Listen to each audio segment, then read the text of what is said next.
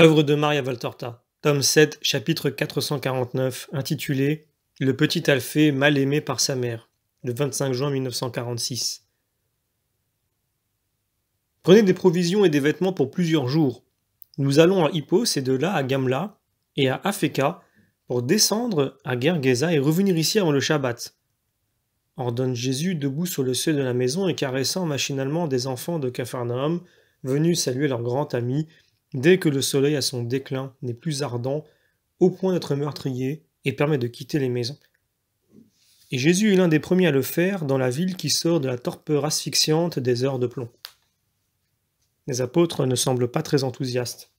Ils se regardent les uns les autres et observent le soleil encore si impitoyable.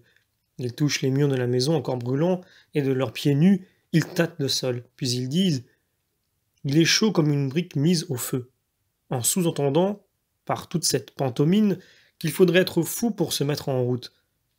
Jésus se détache de l'huisserie contre laquelle il s'appuyait légèrement et dit que celui qui n'a pas envie de venir reste simplement. Je n'oblige personne, mais je ne veux pas quitter cette région sans parler. Maître, tu crois cela ? Nous venons tous.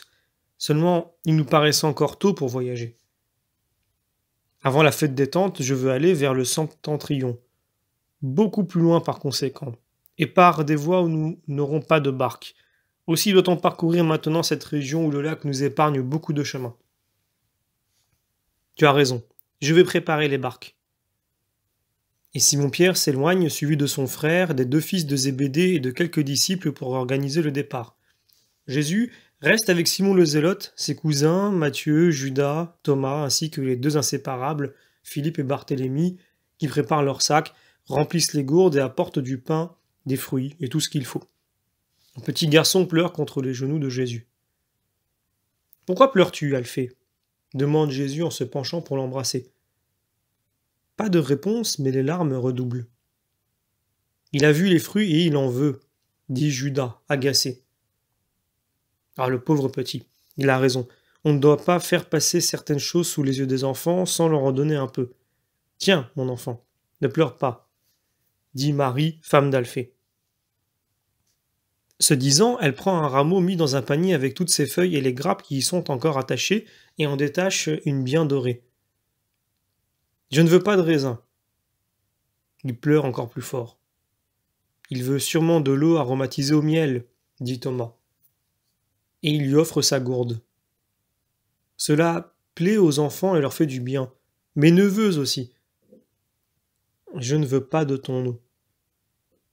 Et il pousse des cris plus aigus et plus forts. Mais que veux-tu alors ? Demande Jude, mi-sérieux, mi-fâché. De claques, voilà ce qu'il veut, lance Judas. Pourquoi ? Pauvre enfant, demande Matthieu. Parce qu'il est énervant. S'il fallait donner des gifles à toutes les personnes qui nous ennuient, on passerait sa vie à en donner, dit Thomas avec beaucoup de calme. Il ne se sent peut-être pas bien, déclare Marie-Salomé qui est parmi les disciples. Des fruits et de l'eau et des fruits. Le corps en souffre. Mais lui, c'est déjà beaucoup s'il mange du pain, de l'eau et des fruits. Ils sont tellement pauvres, dit Matthieu, qui par son expérience de percepteur connaît toutes les finances de Capharnaüm. Qu'as-tu, mon petit ? Tu souffres ici ? Pourtant, tu n'as pas de fièvre, dit Marie, femme de Cléophas, à genoux auprès de l'enfant. Oh maman, mais c'est un caprice, tu ne le vois pas ? Tu les gâterais tous. Je ne t'ai pas gâté, mon Jude, mais je t'ai aimé. Et tu ne te rendais pas compte que je t'aimais jusqu'à te protéger contre la sévérité de ton père. C'est vrai, maman, j'ai eu tort de te faire des reproches. Ce n'est rien, mon fils. Mais si tu veux être apôtre, sache avoir des entrailles de mère pour les fidèles. Ils sont comme des enfants, tu sais, et il faut avoir pour eux une patience affectueuse. Tu as bien raison, Marie, approuve Jésus. Nous allons finir par être instruits par les femmes, bougonne Judas. Si ce n'est même par des païennes. Sans aucun doute, elles vous dépasseront de beaucoup, si vous restez ce que vous êtes, et toi plus que tous, Judas. Tous te dépasseront sûrement, les petits, les mendiants, les ignorants, les femmes, les païens. Autant dire que je serai le roi des avortons, ce serait plus vite fait, répond Judas qui rit jaune. Les autres sont en train de revenir et ce sera l'heure de partir, n'est-ce pas? Dit Barthélemy pour couper court à la scène dont souffrent plusieurs, chacun à sa manière. Les peurs du petit garçon atteignent leur maximum. Mais enfin, que veux-tu? Qu'as-tu? Fulmine Judas en le secouant rudement pour le détacher des genoux de Jésus auxquels l'enfant s'est agrippé et surtout pour passer son dépit sur l'innocent. Avec toi, avec toi. Tu t'en vas. Et les coups, ça fait très mal. Ah, le pauvre petit, c'est vrai.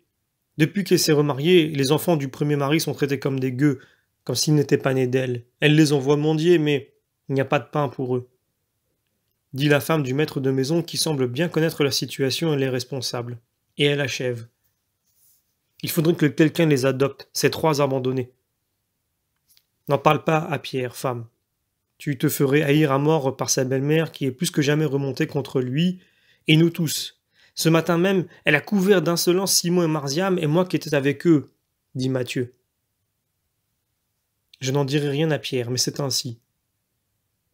Et toi, tu ne les prendrais pas? Tu n'as pas d'enfant? Dit Jésus en la regardant fixement. Moi? Cela me plairait bien, mais nous sommes pauvres, et puis Thomas, c'est qu'il a des neveux, et moi aussi, et surtout tu n'es pas disposé à faire du bien à tes semblables. Femme, hier tu traitais les pharisiens d'ici de durs de cœur, et les gens de la ville de revêches à ma parole. Mais que fais-tu de différent, toi qui me connais depuis plus de 2 ans? La femme baisse la tête en chiffonnant son vêtement, mais elle ne dit pas un mot en faveur de l'enfant qui pleure toujours. Nous sommes prêts, maître, crie Pierre en arrivant. Ah, être pauvre et persécuté, soupire Jésus en levant les bras en un geste de découragement. Mon fils, dit pour le réconforter Marie qui jusqu'alors s'était tue. Et il suffit de cette parole pour consoler Jésus. Allez de l'avant avec les provisions. Moi je vais avec ma mère à la maison de l'enfant, ordonne Jésus à tous les apôtres. Il s'éloigne avec sa mère qui a pris l'enfant à son cou et ils prennent la direction de la campagne. Que vas-tu lui dire, mon fils? Maman, que veux-tu que je dise à une femme qui, dans ses entrailles de mère, n'a même pas d'amour pour ceux qui sont nés de son sang? Tu as raison. Et alors? Et alors, prions, ma mère. Ils marchent en priant. Une vieille femme les interpelle. Vous portez Alphée à Méroba? Dites-lui qu'il est temps qu'elle s'en occupe. Ils deviendront forcément des voleurs. Ils sont comme des sauterelles là où ils arrivent. Mais c'est à elle que j'en veux, pas à ces 3 malheureux. Ah, que la mort est injuste. Jacob n'aurait-il pas pu vivre et elle mourir? Tu devrais la faire mourir, comme ça. Femme, tu n'es pas encore sage à ton âge, et tu dis cela alors que tu peux mourir à chaque mérite? En vérité, tu es aussi injuste que Méroba. Repens-toi et ne pêche plus. Pardon, maître, c'est que sa conduite me fait déraisonner. Oui, je te pardonne, mais ne dis jamais plus de telles paroles, ne les pense même plus. Ce n'est pas par la malédiction que l'on répare les erreurs, mais par l'amour. Si Méroba mourait, le sort des enfants changerait-il? Peut-être le veuf prendrait-il une autre femme et il aurait des enfants d'un 3e lit. Et eux, une marâtre. Plus pénible par conséquent serait leur sort. C'est vrai, je suis vieille et sotte. Voici Méroba. Elle maugrait déjà. Je te quitte, maître. Je ne veux pas qu'elle pense que je t'ai parlé d'elle. C'est une vipère. Mais la curiosité est plus forte que la peur de la vipère, et la vieille femme, tout en se tenant à distance de Jésus et de Marie, ne s'en écarte pas tellement.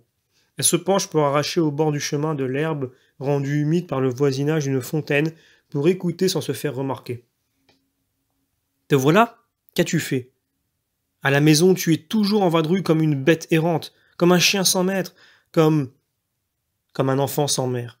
Femme, tu sais que les enfants qui ne restent pas dans les jupes de leur mère lui rendent un mauvais témoignage? C'est parce qu'ils sont méchants. Non. Je viens ici depuis 30 mois. Auparavant, du vivant de Jacob et les premiers mois de ton veuvage. Il n'en était pas ainsi. Puis tu as repris un mari. Et avec le souvenir de ton premier mariage, tu as perdu aussi celui de tes enfants. Mais en quoi sont-ils différents de celui qui se forme actuellement dans ton sein? N'as-tu pas porté ces enfants de la même manière? Ne les as-tu pas allaités, peut-être? Regarde ici cette colombe et vois quel soin elle prend de son petit. Et pourtant, elle couve déjà d'autres œufs. Regarde cette brebis. Elle n'allaite plus l'agneau de la portée précédente, parce qu'elle en porte déjà un autre. Et pourtant, vois comme elle lui lèche le museau et se laisse heurter le flanc par son agnelé plein de vie. Tu ne me réponds pas? Femme, pries-tu le Seigneur? Certainement, je ne suis pas païenne. Et comment peux-tu t'adresser au Seigneur qui est juste si tu es injuste? Comment peux-tu aller à la synagogue et écouter les rouleaux parler de l'amour de Dieu pour ses enfants sans ressentir de remords dans ton cœur? Pourquoi gardes-tu le silence dans cette attitude arrogante? Parce que je n'ai pas demandé ton sermon, et je ne sais pas pourquoi tu viens me harceler. L'état où je suis mérite le respect. Et pas celui de ton âme? Pourquoi ne respectes-tu pas les droits de ton âme? Je sais ce que tu veux me dire, qu'une colère peut mettre en danger la vie de celui qui doit naître. Mais ne te soucies-tu pas de la vie de ton âme? Elle est plus précieuse que celle d'un enfant à naître, tu le sais. Ton état peut se terminer dans la mort. Est-ce que tu veux affronter cette heure avec une âme troublée? Malade? Injuste? Mon mari dit que tu es quelqu'un qu'il ne faut pas écouter. Je ne t'écoute donc pas. Viens, Alphée. Et elle fait mine de se retourner au milieu des cris de l'enfant qui sait déjà qu'il va au-devant des coups et ne veut pas lâcher le bras de Marie. Celle-ci, en soupirant, cherche à convaincre la femme et s'adresse à elle pour lui dire: Je suis mère moi aussi, et je peux comprendre bien des choses, et je suis femme. Je sais donc comprendre les femmes. Tu passes par une mauvaise période, n'est-ce pas? Tu souffres et tu ne sais pas souffrir, et ainsi tu t'aigris. Ma sœur, écoute. Si je te donnais maintenant le petit Alphée, tu serais injuste envers lui et envers toi. Laisse-le-moi pendant quelques jours seulement. Tu verras que, quand tu ne l'auras plus, tu soupireras après lui, parce qu'il est si doux d'avoir un enfant que lorsqu'il s'éloigne de nous, nous nous sentons pauvres, glacés, sans lumière. Mais emporte-le, emporte-le, si seulement tu pouvais prendre les deux autres, mais je ne sais pas où ils sont. Je le prends, oui. Adieu, femme. Viens, Jésus. Marie se retourne rapidement et s'éloigne en sanglotant. Ne pleure pas, maman. Ne la juge pas, mon fils. Les deux phrases se croisent, toutes deux pleines de pitié, et puis, dans une pensée unique, les lèvres s'ouvrent pour une même parole. S'ils ne comprennent pas l'amour naturel, peuvent-ils donc comprendre l'amour qui est dans la bonne nouvelle? Ce fils et cette mère se regardent par-dessus la petite tête de l'innocent qui s'abandonne maintenant avec confiance et bonheur dans les bras de Marie. Nous allons avoir un disciple de plus que prévu, maman. Et lui connaîtra des jours de paix. Vous avez vu, hein? Leur dit la petite vieille. Elle est sourde, sourde comme une cymbale défoncée. Je vous l'avais bien dit. Et maintenant? Et après? Et maintenant, c'est la paix. Puis, Dieu veuille que quelque cœur ait pitié. Pourquoi pas le tien, femme? Une coupe d'eau donnée par amour est comptée au ciel. Mais celui qui aide un innocent par amour pour moi. Oh! Quelle béatitude pour ceux qui aiment les petits et les sauvent du mal. La vieille femme reste pensive et Jésus s'en va par un raccourci qui conduit au lac. En arrivant, il prend l'enfant des bras de Marie pour lui permettre de monter plus facilement dans la barque. Il soulève l'enfant assez haut, qu'il le peut pour le montrer, et avec un sourire lumineux, il dit à ceux qui sont déjà assis à bord: Regardez, cette fois, certainement nous allons avoir une prédication fructueuse car nous avons un innocent avec nous. Puis il monte avec assurance sur la passerelle qui se balance, embarque et s'assied près de sa mère, pendant que le bateau se détache du rivage, en mettant tout droit le cap sur le sud-est, en direction d'Hippos. Fin du chapitre.